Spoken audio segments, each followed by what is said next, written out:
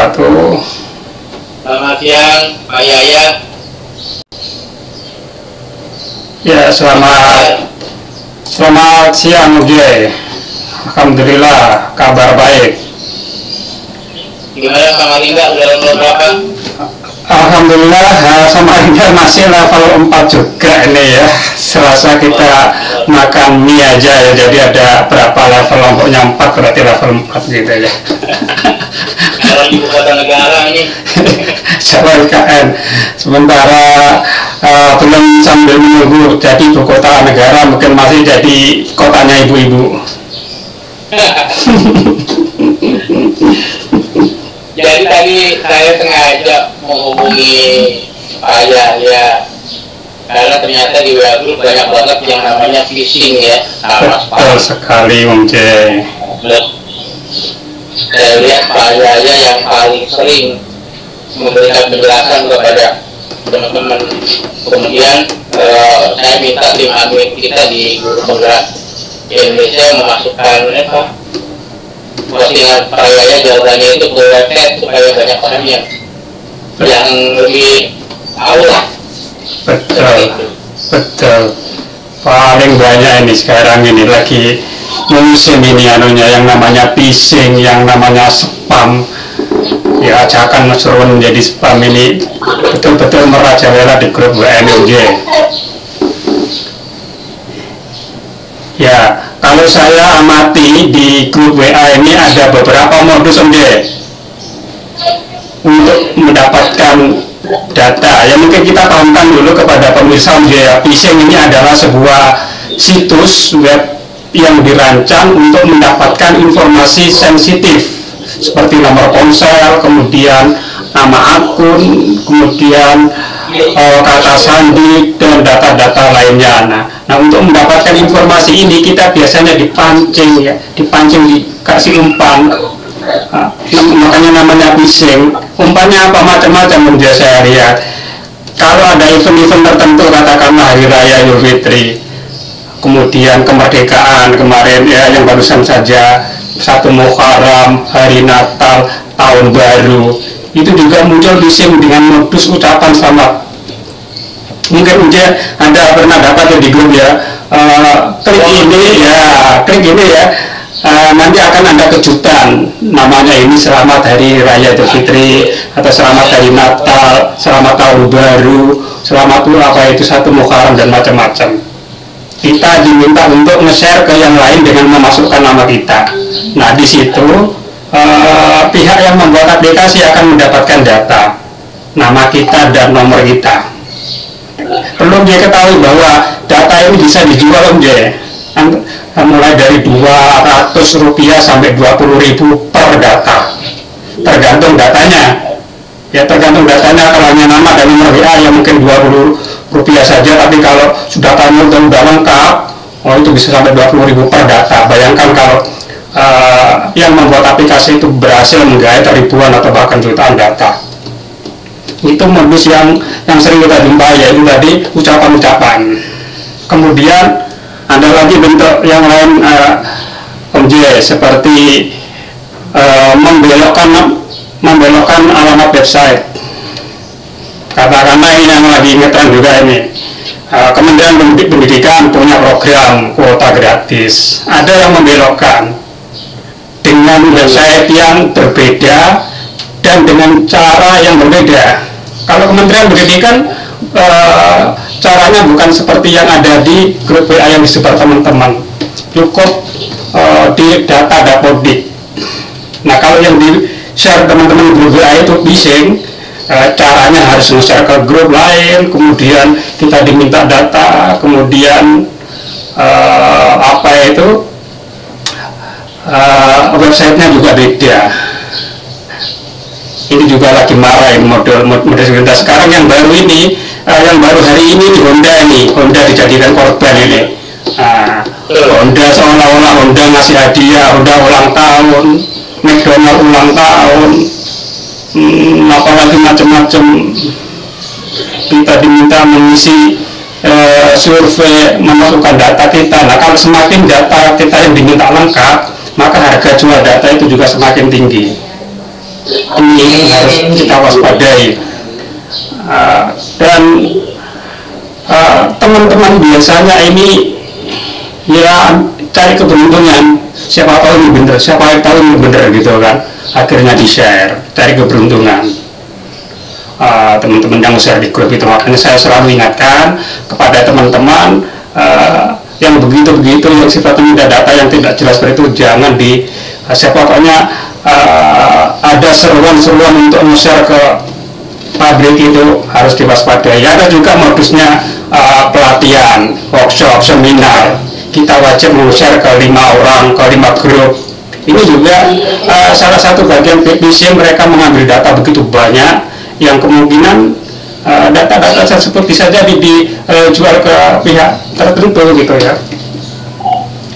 Dengan cara-cara seperti itu mensyaratkan harus share ke 5 grup, ke 2 grup, ke 3 grup dan seterusnya, itu nanti di screenshot. Itu salah satu bagian dari bentuk phishing yang kita diminta menjadi spammer. Spammer itu menyebar informasi yang sebetulnya kita tidak perlukan. Jadi kita dijadikan tentara mereka untuk menyebar informasi tersebut. Nah, salah satu tujuannya itu tadi untuk mendapatkan data, nomor WA dan nama sebanyak-banyaknya dari yang memerintahkan itu. Dan ini makin malas sekali. Siapa yang bikin gitu? Apakah karena mereka kerjanya begitu ya? Mencari data-data orang? Ya, tentunya ahli IT di dunia hitam. Di dunia IT tentunya ada yang aliran hitam, ada yang aliran putih. Yang aliran hitam itu ya kerjaannya bikin itu, nge-hack website orang lain, bikin spam, bikin virus macam-macam gitu kan. Tentunya juga ada aliran putih yang selalu mengingatkan, kemudian membuat antivirusnya dan membuat edukasi-edukasi terkait itu. Jangan sampai kita terjebak dengan teknologi IT yang dibuat oleh orang-orang yang beraliran hitam di dunia IT seperti itu. Jadi, ya bagus. Berarti nanti kalau data-data kita, misalnya mereka ngambil data kita nih, itu mereka jual ke mana ya Pak? Memang ada pihak yang beli Pak? Ada, tentunya saya tidak menelusuri lebih lanjut ya. Ini tadi saya sempat baca juga di harian Kompas terkait dengan transaksi jual beli data seperti itu ya. Di Kompas mungkin Unj bisa searching juga di Google kalau ingin menelusuri lebih lanjut ini data dijual ke pihak mana. Tentunya ya, ada yang tujuannya untuk marketing, ada yang tujuannya untuk marketing, ada tujuannya untuk yang lebih jahat dari sekedar marketing itu. Ya mungkin kalau tujuannya untuk marketing ya untuk mungkin dia pernah dapat iklan-iklan dari seseorang yang tidak dikenal, ini nomor saya dari mana. Ada yang iklannya itu dalam bentuk SMS ya, ada juga dalam bentuk WA. Kemudian kalau kita di Telegram itu kita dimasukkan ke grup-grup yang tidak jelas ya, kita tidak masuk. Mungkin Om J punya Telegram, coba dicek itu. Kadang kita tidak tahu ya kenapa siapa yang memasukkan grup nomor kita dari mana. Itu ya salah satunya dapat dari itu, nomor-nomor itu kita dimasukkan grup yang tidak jelas ya, yang hendak kita kehendaki ya, ada iklan dari Telegram tersebut, dari WA atau SMS. Ini ya kalau ini ya mungkin kategori kejahatan akan kecil lah ya, hanya sebagai sasaran iklan atau marketing seperti itu. Kalau yang memang gitu ya. Jadi kita benar-benar waspada ya di bakal phishing ini yang jahat juga ya. Dan ternyata menjadi spammer yang merajalela ya dalam WA itu. Nah, kebanyakan teman-teman kita kan banyak yang nggak tahu tuh Pak. Cara edukasinya gimana tuh sebenarnya? Mengedukasi teman-teman. Ya, salah satu caranya ya seperti kegiatan kita hari ini ya, salah satunya ini mengedukasi teman-teman. Nanti kita share diskusi yang kita yang singkat ini ya, mudah-mudahan tidak terlalu lama mungkin. Nanti kalau lama diskusinya juga nanti menjadi orang jenuh untuk menyimaknya. Juga ada di TV juga sering itu ada peringatan-peringatan seperti itu ya, juga dalam bentuk tulisan ya. Setiap kali ada teman yang terjebak phishing, dia menjadi spammer ya, ini selalu saya ingatkan di setiap di grup, saya ingatkan baik itu di grup maupun di saya japri juga, sehingga yang bersangkutan menyadari bahwa yang dilakukan itu sebuah kesalahan, dan mereka ada yang langsung dihapus ketika itu belum 7 menit bisa mereka hapus. Tapi kalau sudah lewat dari itu ya memang nggak bisa dihapus. Tapi kita ingatkan bahwa ini salah satu modus-modus phishing ya yang terjadi di grup WA. Tadi ada modusnya, tadi kan ada dalam bentuk ucapan, kemudian dalam bentuk link tertentu kita mengisi data, mengisi survei, kemudian kita ikuti perintahnya, juga kita ada seruan untuk membagi ini ke minimal berapa grup, itu juga bentuk-bentuk phishing, baik itu kegiatan seminar atau pelatihan yang mensyaratkan untuk men-share ke beberapa grup, itu salah satu modusnya, Om J. Jadi kalau ternyata data kita udah ambil mereka, nggak bisa ini ya, data kita nggak bisa ambil lagi ya, nggak bisa blokir ya. Ya paling kita bisa memblokir per nomor memang gitu kan, bisa saja kita blok nomor itu ya, kalau itu berupa SMS ya atau berupa WA kita blok juga bisa sebenarnya kan, tapi kan merepotkan juga. Iya, kalau banyak bikin repot juga. Iya. Apalagi nomor saya ada nomor sejuta umat. Iya makanya. Itu nomor saya kan ditulis. Pernah juga ada tiba-tiba WA itu. Ada guru yang punya utang. Nah, betul. Saya bukan ke orang lain, saya ke WA itu Pak. Betul. Saya blokir aja. Nggak kena, nggak saya jawab. Oh iya, ada, saya pernah kasus itu juga. Jadi nomor saya dijadikan penjamin juga ada. Kemudian kalau yang di Telegram ini yang lagi musim juga ini, kita dimasukkan grup yang kategori trading, trading ya, gua tahu ada itu, entah itu dalam bentuk trading emas atau falas, valuta asing seperti itu yang paling banyak, itu lagi marah itu di Telegram itu namanya. Yang kita tidak kehendaki, kita dimasukkan ke sana gitu. Nah itu salah satu dapat informasi nomor itu ya dari kegiatan-kegiatan tadi ya. Iya, terus itu di Telegram, makanya saya kalau ada itu langsung saya laporkan aja ke Telegram, dan saya langsung blokir keluar dari grup ya.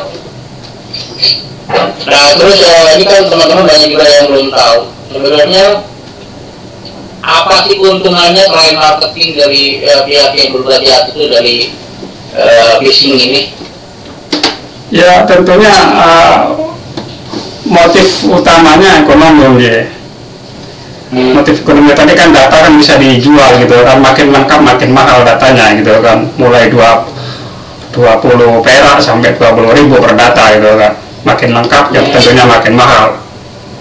Nah apalagi kalau yang modusnya tadi seperti ulang tahun itu, sepertinya yang diisi banyak itu ya, yang diisi banyak itu, ini dan seterusnya itu. Yang hari ini lagi banyak itu Honda tadi ya, ulang tahun segala macam tadi yang hari ini. Mungkin besok ada lagi apa, itu modus aplikasinya sama, cuma diganti aja produknya. Honda hari ini Honda, besok McDonald, besok apa lagi Indomaret, besok apa lagi ada lagi gitu, digonta-ganti. Dan orang yang enggak literasi biasanya ada keinginan, perasaan apa itu penasaran ya, tepat buah manggis, siapa tahu ini bener kan, enak perasaan ingin tahu, dan siapa tahu ini bener, ingin cari keberuntungan, itu yang menjadikan mereka terjebak dalam seperti itu. Seperti kita mungkin miras satu narkoba, kalau kita tahu bahwa miras narkoba itu bahaya, tapi kayaknya kita ada keinginan coba-coba, nah ini kita akan masuk ke dalamnya juga gitu. Jadi benar-benar kita harus melindungi data privasi kita ya. Betul. Dan ini kalau nggak salah sedang jadi ini juga ya tren, lindungi privasi data Anda di internet sehat, Kominfo. Betul. Ya, Betul. privasi digital. Nah sekarang dari Pak Yahya, gimana ya sarannya supaya data pribadi kita itu tidak diumbar di dunia maya, Pak? Gimana caranya Pak? Ya, untuk yang khusus yang di media sosial, katakanlah WA dan Telegram, teman-teman perhatikan jika ada sesuatu yang di-share seseorang dan ada perintah untuk men-share ulang ke pihak lain atau grup lain, maka itu waspada, Pak. Waspada itu bisa dikatakan 99% adalah phishing. Ya. Jika informasi tersebut mensyaratkan kita men-share ke media sosial yang lain. Kemudian begitu juga ketika mengisi formulir biodata, kemudian minta di screenshot bukti-bukti seperti itu, juga bagian dari phishing yang juga harus diwaspadai. Dan tentunya harus banyak membaca. Informasi itu sudah sering kita sampaikan ya di media massa, cuman saya rasa masih ada teman-teman yang tertinggal. Ya tidak apa-apa, kita terus memberikan edukasi bagi teman-teman yang tertinggal informasinya, kita kirim ulang sampai semuanya paham seperti itu, Om J. Yang penting berhati-hati. Iya. Ya. Jangan ikuti perintah untuk men-share ke grup. 99% itu bagian dari phishing. Ya. Iya. Itu jadi ini kita ya, jadi kerja bareng ya, supaya teman-teman tidak asal menyebar, kemudian mengisi terutama nomor induk kependudukan ya. Betul, nomor induk kependudukan, kemudian nama orang tua ya, nomor rekening ini juga berbahaya kalau kita share begitu saja ke media sosial kita. Kan selain phishing ini juga ada teman-teman yang WA-nya sering di-hack tuh. Mungkin kalian juga bisa memberi informasi kenapa WA-nya bisa di-hack, apa penyebabnya ya?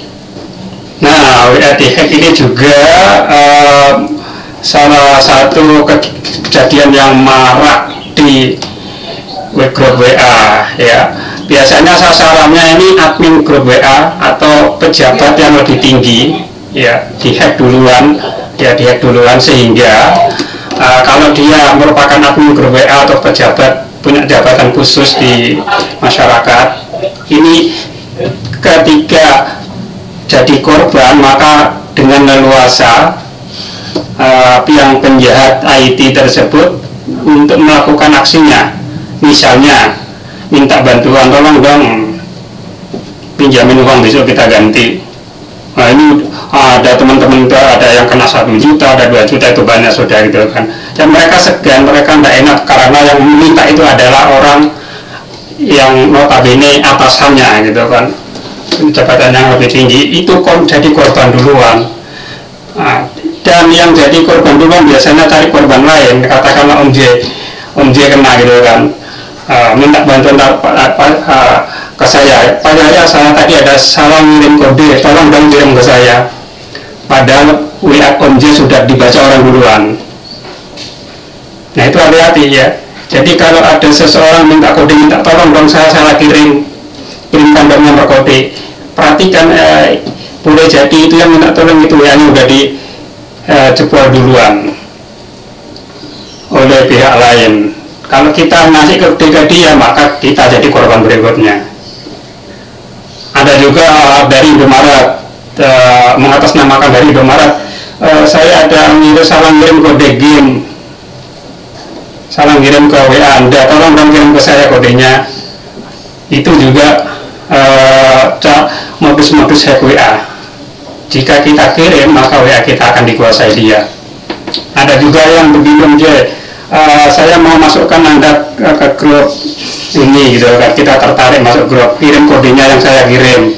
Itu bisa jadi kode 6 digit yang dikirim itu merupakan kode dia mereset WA kita.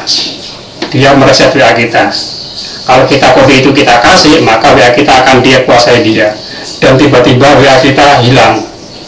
Nggak bisa karena udah dikuasai orang lain, karena kita merasa kasihan ya, kita merasa kasihan dengan orang tersebut, memelas, minta bantuan, tolong dong kirimkan kode gitu kan. Kadang-kadang kan orang seperti itu, nggak enak ini kan ya, karena ini yang kena duluan atasan dikasihnya, atau mungkin orang yang dikenal kita merasa kasihan dikasihnya. Jangan itu dilakukan ya, walaupun itu pihak yang kita kenal ya, atasan kita atau gimana, jangan kita memberikan kode, boleh jadi pihak tersebut sudah dihack duluan nomornya.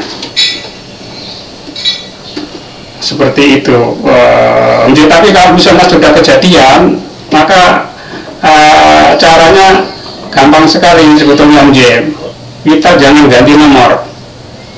Kalau kita ganti nomor, kalau kita ganti nomor, maka nomor tersebut akan digunakan untuk mencari mangsa-mangsa yang lain oleh penjahat tersebut. Akan lebih baik kita rebut kembali. Rebut kembali bagaimana caranya? Kita buang dulu atau uninstall WA kita dari handphone, hilang ya. Setelah itu kita download lagi di Play Store, masukkan nomor kita yang dihack, kita rebut lagi. Ya memang ada yang menunggu beberapa jam ya, ada yang menunggu beberapa jam baru bisa kembali lagi gitu, nggak apa-apa.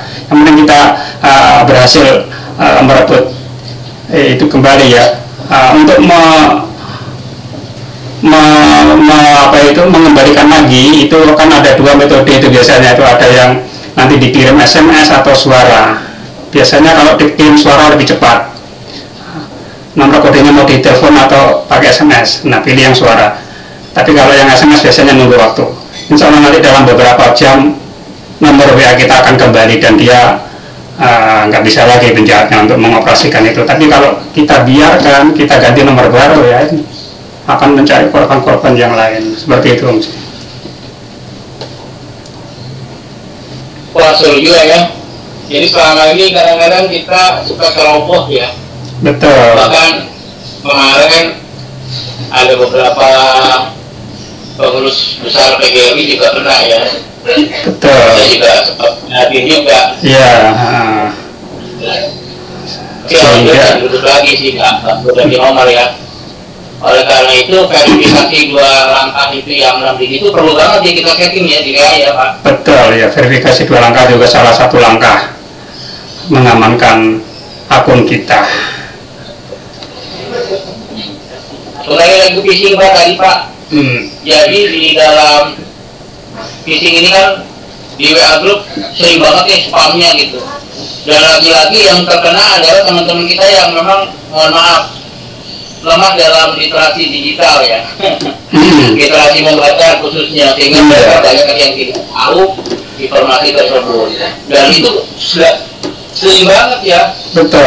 Kita informasinya, tapi lagi-lagi mereka kembali karena memang tadi motifnya ekonomi, diiming-imingi pulsa, diiming-imingi uang, dan sehingga banyak orang tertarik ya Pak. Betul dengan itu. Iya.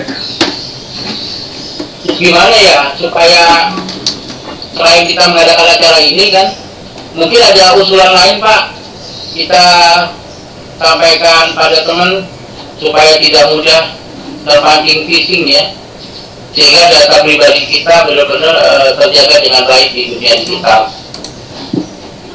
Mungkin ada usulan lain Pak, silakan Pak. Ya, tentunya teman-teman harus banyak literasi ya, banyak membaca terkait hal-hal seperti ini ya, dan jangan mudah tergoda dengan iming-iming gratis ya, baik itu dalam bentuk pulsa maupun dalam bentuk yang lain ya. Kalau di dunia kerja juga terjadi hal seperti ini Pak Om J. Misalnya ada lowongan dikatakanlah di Angkasa Pura atau Pertamina, perhatikan betul juga emailnya. Ini bisa dibelokkan Om J, emailnya Om J. Kita bisa nanti mengirim berkas ke email yang bukan email Pertamina, bukan email Angkasa Pura, bukan email yang sebenarnya berhubungan atau apa. Ada itu yang menyebar seperti itu. Ini emailnya email gratisan Yahoo. Kalau kita cek di websitenya, katakanlah misalnya Pertamina buka lowongan atau Angkasa buka lowongan, ada email yang khusus mereka punya, domain khusus. Ternyata yang tersebar di grup WA email Yahoo, email Google yang gratisan. Nah, modus seperti ini juga harus berhati-hati. Juga banyak terjadi Om J. Karena itu kita banyak literasi, membaca pesan-pesan di grup WA yang sifatnya itu mengedukasi ya, dan jangan tertarik dengan iming-iming tadi, iming gratis ini, gratis itu, dan seterusnya. Dan kita jangan mengikuti perintah untuk menyebar ini informasi. Kita jadikan spammer tentara mereka untuk menyebar informasi yang tujuannya untuk phishing tadi. Itu aja saya rasa Om J.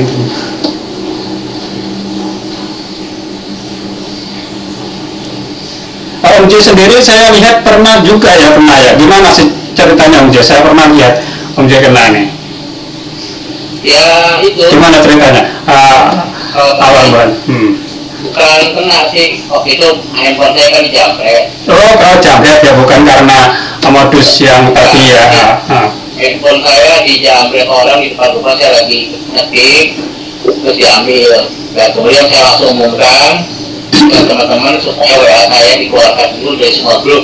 Berarti pakai handphone yang lain, pakai handphone istri atau apa? Pakai handphone? Iya, saya pakai handphone istri. Oh iya. Oh iya. Handphone istri kan, handphone istri saya sampaikan bahwa nomor ini sudah diambil itu. Tapi tetap bisa saya ambil lagi, saya urus. Kemudian di rumah ada masih punya telepon rumah tuh, saya langsung blokir nomor saya ke Indosat. Kemudian saya minta blokir nomor rekening saya karena dia kan pakai itu ya mobile banking ya. Alhamdulillah tuh dari blokir aman semua, aman.